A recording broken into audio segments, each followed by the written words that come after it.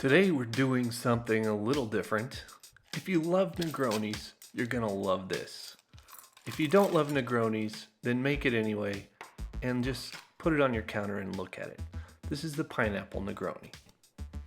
So first, we're gonna do Campari, 1 ounce.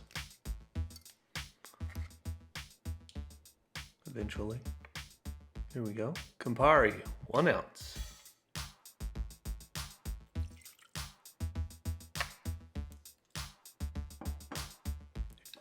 And then we're gonna do some sweet vermouth. We're just following the Negroni recipe up to this point.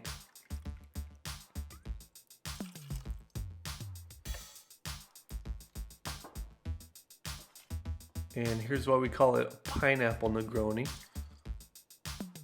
We're gonna do 1 ounce of, that's right, pineapple juice.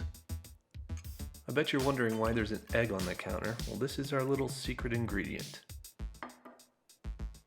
That's right, we're gonna use egg white. Don't be scared, just go ahead, put an egg white in there.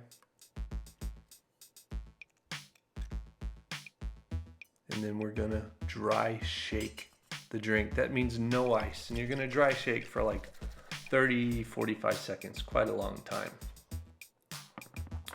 Pop your ice in there. And we're gonna shake again, just get everything nice and cold. It's a little messy, but it's good, you'll love it. Wait for it. All right, and then we're gonna strain it into our cup. Notice there's no ice in the cup this time. And you're gonna see this beautiful, lovely froth on the top. That's from the egg white. And it just gives it a really nice texture.